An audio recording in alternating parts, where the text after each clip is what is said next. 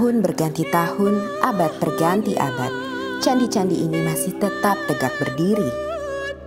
Di mata para penghikmat sejarah dan kebudayaan Jawa, candi-candi ini tak hanya menjadi pembawa kabar dari masa lalu tentang warisan peradaban yang tinggi. Candi-candi ini juga merupakan jejak pengetahuan tentang Jawa, baik yang terlihat maupun yang tak terlihat. Semua itu terangkum dalam sejarah cipta, karsa, rasa masyarakat Jawa.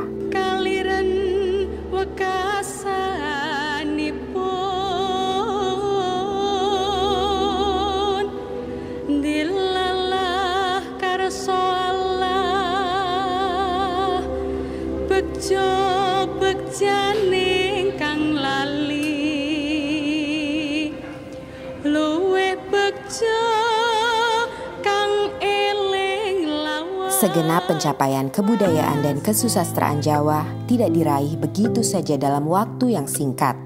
Prosesnya dapat dilacak hingga Majapahit, bahkan era sebelumnya.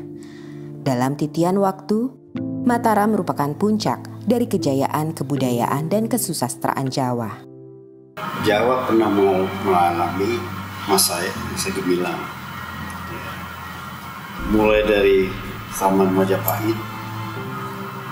Nah itu kemudian ada krisis dan kemudian akhirnya berdiri Mataram. Nah sejak itu Mataram lebih mulai ke dalam. Nah waktu itulah mulai sebenarnya dugaan saya dan pikiran saya proses pemurnian peningkatan untuk kebudayaan Jawa. Nah itulah apa yang dikatakan mulai periode yang disebut oleh orang asing the Byzantine period of the Japanese history. Jadi zaman Bizantium dari sejarah Jawa, ketika Jawa lebih sibuk memperhalus kebudayaannya. Nah sejak itulah baru mulai sebenarnya bahasa Jawa bertingkat-tingkat itu. Dulu bahasa Jawa satu saja. Penghalusan kebudayaan pada zaman Mataram berdampak pula pada aspek ekonomi. Orang-orang Jawa yang sebelumnya banyak menjadi nelayan dan pedagang, kini beralih menjadi petani. Disinilah dimulai era Jawa yang agraris. Salah satu indikator perubahan zaman itu nampak pada Pranoto Mongso. Bentuk formal penanggalan Jawa ini mulai diperkenalkan sejak akhir abad ke-17. Kalender ini merupakan panduan bagi para petani dalam mengerjakan sesuatu agar tak mengalami kerugian. Dari sinilah waktu waluku atau membajak sawah ditentukan.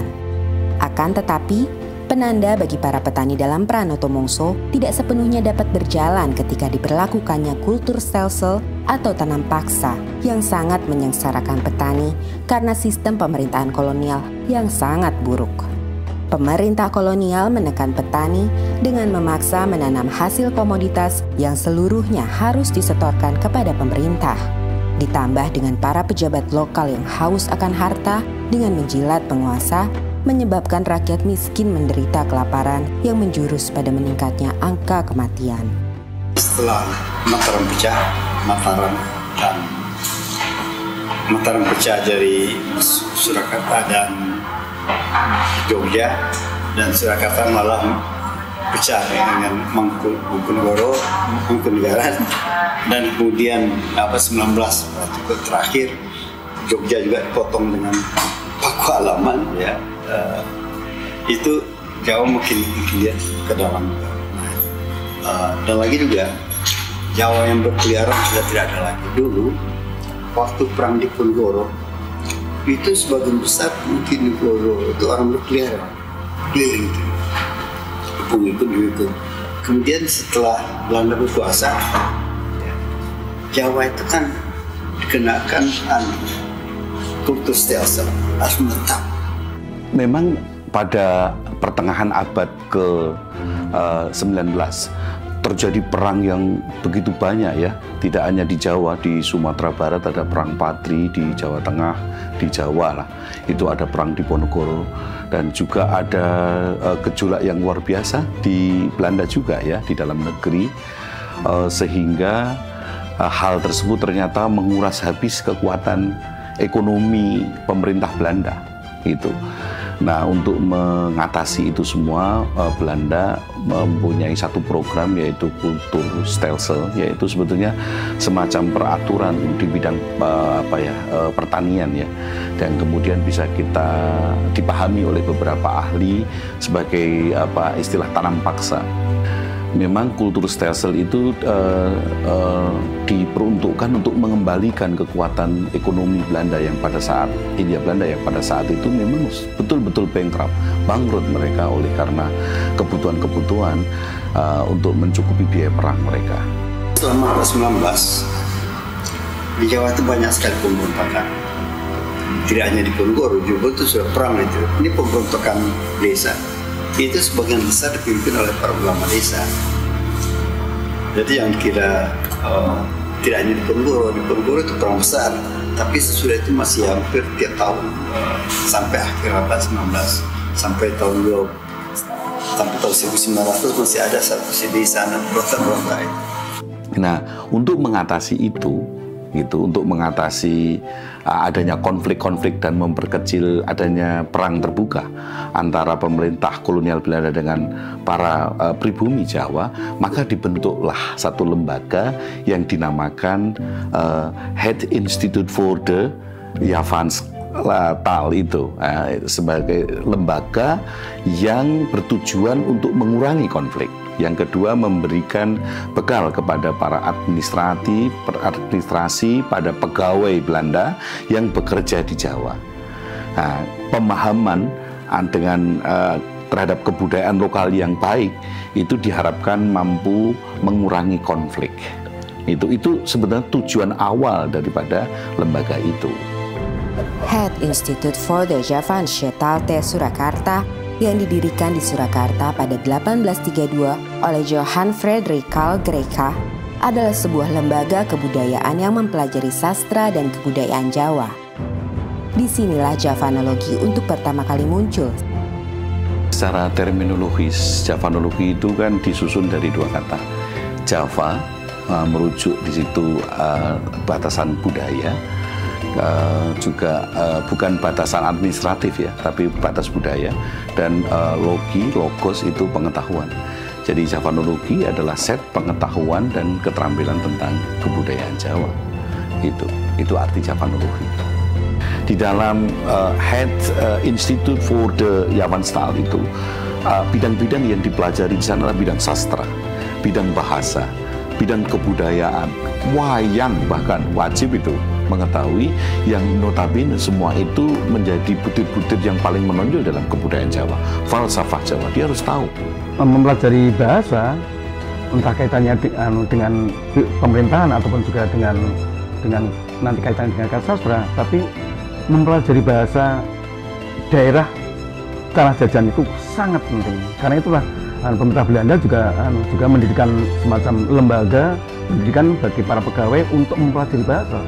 Nah, itu kenapa dilakukan? Di antaranya adalah bahwa apabila bahasa itu dikuasai, otomatis nanti karya-karya sastra ataupun buah-buah pikiran yang ditulis oleh orang jajan itu diketahui, maka akan mudah untuk menguasai daerah jajahan ini. Jadi ada maksud seperti itu.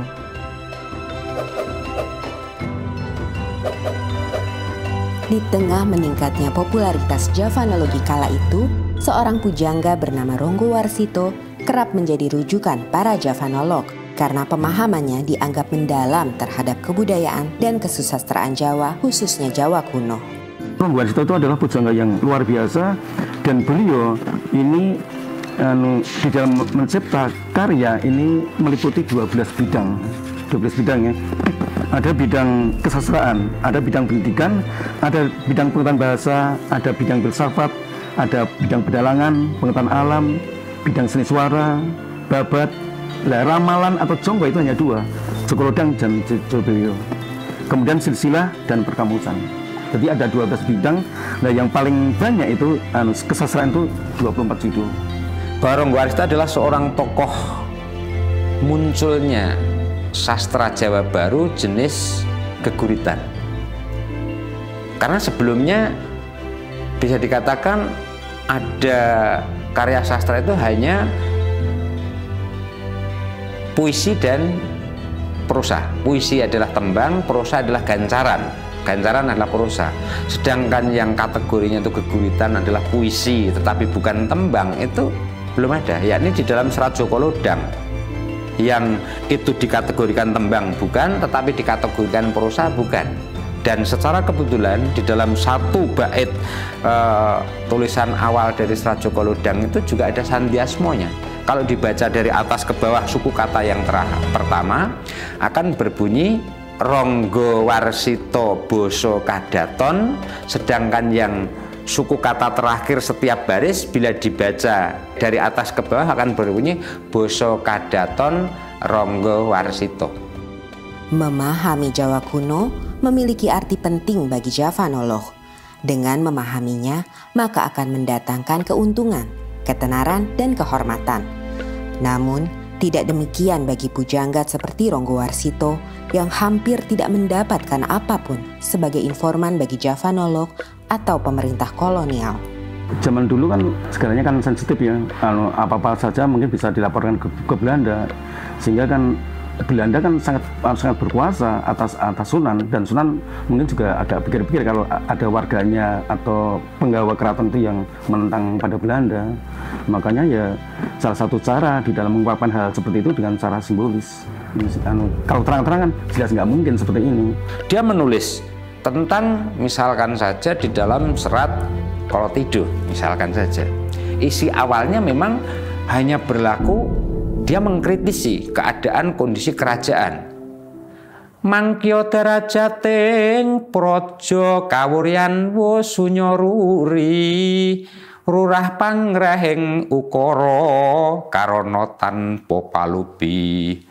Hatilar silastuti sujana sarjana kelu kalulun kala tidha. Tidem tandaning dumadi hardayeng rat tining karoban rubedo. Ini adalah sebetulnya awal dari si Ronggo Warsito, jelas mengkritisi kondisi kerajaan saat itu. Punya raja, rajanya itu juga sekti, rajanya juga punya kewibawaan, pegawai-pegawainya baik. Tetapi kondisi saat itu tidak menyelesaikan masalah, huru-hara dan sebagainya. Sebagai pujangga Keraton Surakarta, Ronggo Warsito memelihara hubungan baik dengan para Javanolog. Salah satunya adalah Carl Friedrich Winter. Sebegitu datang di Jawa ini dan ketemu si Ronggo Warsito, ternyata dia adalah seorang sastrawan, dia seorang yang cinta atas budaya Jawa, dalam hal ini sastra. Nah, karena dia itu juga sesama orang sastrawan, dia ingin menulis tentang sastra Jawa, merasa dirinya itu juga sudah barang tentu tidak sepaham seperti orang Jawa, melihat seorang Ronggo Warsito itu pujangga keraton yang juga sebetulnya sudah memasyarakat, artinya orang luar pun bisa dekat dengan Ronggo Warsito, dia berguru, berteman, lalu sebagai seorang sahabat yang sama-sama menggeluti tentang budaya Jawa, dalam hal ini adalah sastra Jawa. Kalau kita lihat kronologinya, sebetulnya hubungan mereka itu pasca Javanologi itu sudah berpindah ke Delft dan kemudian ke Leiden ya. Jadi sebetulnya itu keterkaitan mereka itu sebenarnya tidak secara lembaga. Gitu, tidak semua bahwa C.F. Winter memiliki keterkaitan dengan Java Institute, Institute for the Javan Study, iya, gitu. Tetapi untuk di Jawa ini memang mereka memang bekerja sama dan membuat satu kesepakatan bekerja untuk menghasilkan beberapa karya sastra. Misalnya Kamus Jawa Kawi, kemudian Serat Aji Soko dan seterusnya, itu kan karya-karya mereka. Ada beberapa surat yang secara kebetulan kami ada data yang menunjukkan komunikasi antara Winter bertanya tentang sastra kepada si Ronggo Warsito, dan oleh Ronggo Warsito pun juga ada bukti menjawab atas pertanyaan-pertanyaan si Winter tadi. Di luar menjawab atas pertanyaan yang tadi datangnya dari Winter, itu juga disertai dengan kepentingan-kepentingan secara kebutuhan ekonomi bagi Ronggowarsito. Ada permintaan dari Ronggowarsito pinjam uang, istilahnya ngijon terlebih dahulu, ya, oleh karena kepentingan kekurangan secara ekonomis atau keluarganya ada yang sedang sakit, itu nanti mengajukan pinjam uang ke Winter, dan nanti cara mengembalikannya akan diperhitungkan dengan pekerjaan yang dilakukan oleh Ronggowarsito atas permintaan dari Winter. Namun memang saya juga bisa menyampaikan pada akhirnya mereka ada kerenggangan itu kan. Ada banyak hal yang terkait dengan aspek politis ya. Aspek politis, mungkin situasi politis di Belanda pada waktu itu, dan beberapa hal yang memang sejak awal tidak diminati oleh Ronggowarsito. Dalam esainya yang legendaris, Javanology and the Age of Ronggowarsito, Kenji Tsuchiya menulis bahwa pujangga memainkan peran ganda ketika Javanologi Barat masuk. Di satu sisi sebagai sumber informasi bagi para Javanolog Eropa, sementara di sisi lain tetap sebagai orang yang memiliki pengetahuan esoteris mendalam, di mana pengalaman kebatinan Jawa menjadi sumber utamanya. Hal ini kerap dibaca sebagian kalangan sebagai suatu bentuk kontestasi paradigma. Walaupun materi kajiannya sama, tetapi paradigmanya berbeda, ia akan menghasilkan suatu analisa yang bisa berbeda. Dalam hal ini, paradigma orang-orang Jawa memiliki perbedaan dengan paradigma orang-orang Belanda. Kalau kita bicara paradigma, sebetulnya ada worldview di situ. Kemudian juga ada traditions, ada assumption. Nah, titik potong antara worldview, tradition, dan assumption, inilah paradigma ilmu Jawa. Kita mengetahui bahwa sebenarnya background Ronggowarsito itu adalah budaya Jawa yang begitu organismik. Nah, sementara Winter, walaupun dia seorang turunan, seorang Indo, tetapi dia tetap darah-darah yang barat, pemikiran yang mekanistik itu cukup kuat. Sehingga kadang-kadang antara organismik dan mekanistik ini kadang-kadang terdapat perbenturan gitu. Saya melihatnya seperti itu. Desa Palar, Kecamatan Trucuk, Klaten menjadi tempat persemayaman terakhir Ronggowarsito. Semasa hidupnya, ia sering mengunjungi desa ini yang menjadi tempat sanak familinya berada. Tidak hanya Ronggowarsito, makam C.F. Winter juga berada di sini. Setelah pada 1984 makamnya dipindahkan dari kompleks pemakaman Belanda di Jebres, Surakarta atas izin Presiden Soeharto. Pada hari-hari tertentu, makam Ronggowarsito banyak dikunjungi para peziarah. Daya tarik Ronggowarsito sebagai pujangga besar memang tidak hanya terdapat semasa ia hidup. Bahkan hingga hari ini, setelah sekian lama ia wafat, pesona itu tak memudar. Dan pasca wafatnya Ronggowarsito, masih tersimpan begitu banyak arsip tentang Jawa, salah satunya sastra di negeri Belanda. Arsip-arsip ini yang sebagian besar berisi tulisan-tulisan Jawa membuktikan peradaban Jawa yang tinggi. Namun sayangnya justru tidak dipelajari dan dimiliki oleh orang-orang Jawa itu sendiri. Sejak 1842, Javanologi sebagai lembaga sudah tidak lagi berada di Jawa. Namun, secara individu, para Javanolog masih aktif dalam melakukan penelitian dan pengkajian. Salah satunya adalah Pisho. Karya terbesarnya berjudul Java in the 14th Century yang terbit sebanyak 5 jilid. Karena kedalaman kajiannya, ia dikagumi oleh para pemikir Jawa. Satu di antaranya adalah Profesor Sudarsono. Pada waktu itu saya diutus ke negeri Belanda untuk kerjasama antara Indonesia dengan Belanda. Lalu kemudian ketemu Dr. Pisho, itu gambarnya Dr. Pisho. Lalu kemudian, wah, saya senang sekali saya mendengar saudara Sudarsono menggantikan saya. Wah, saya juga bangga sekali dianggap menggantikan dia. Karena Dr. Pisho itu luar biasa pinternya. nulis kamus bahasa Jawa, orang Belanda. Lalu menulis kebudayaan rakyat, lalu menulis, pokoknya banyak sekali tulisannya. Ya, lalu saya pulang, wah, rasanya lega sekali bisa ketemu orang yang paling saya kagumi itu, Dr. Pisio itu. Tahun 2011, di Universitas Negeri 11 Maret Surakarta, berdiri pula Institut Javanologi yang berada di bawah naungan Lembaga Penelitian dan Pengabdian Masyarakat. Institut Javanologi ini bergerak di bidang kajian budaya, bahasa, dan sastra Jawa. Akan tetapi, walaupun bernama Javanologi, namun orientasinya sangat berbeda dengan Javanologi yang dibuat di Belanda dan di Yogyakarta. Pada era Belanda, tujuannya sudah saya sampaikan tadi adalah memberikan bekal pengetahuan kepada para pegawai-pegawai Belanda, orang-orang Eropa untuk masuk ke Jawa. Nah, tetapi pada masa kemerdekaan, pasca kemerdekaan, Javanologi memang untuk menghimpun ilmu-ilmu lokal, local wisdom, ya, yang begitu banyak tersebar dan tercerai, itu mau dihimpun.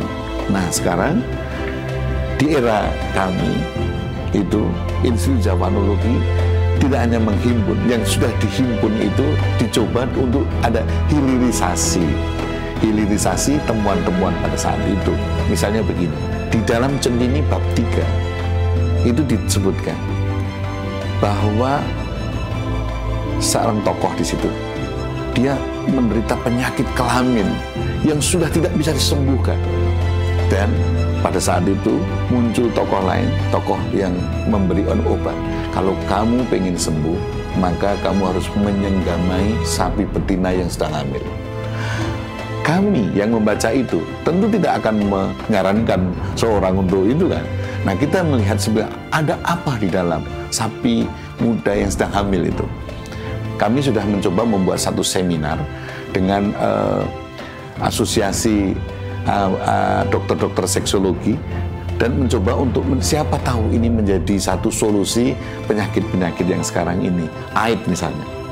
Jadi ini era kami ini sekarang adalah mencoba untuk membuat pembuktian, research dari beberapa temuan yang sudah dihasilkan pada saat itu. Javanologi yang dibuat di Belanda hingga didirikan oleh Universitas Negeri 11 Maret Surakarta hari ini memiliki peranannya masing-masing yang tidak bisa begitu saja diabaikan. Javanologi telah menghidupkan semangat masyarakat Jawa untuk ikut ambil bagian dalam membuat dunia yang lebih baik. Pemahaman antara ilmu dan ngilmu itu memang berbeda.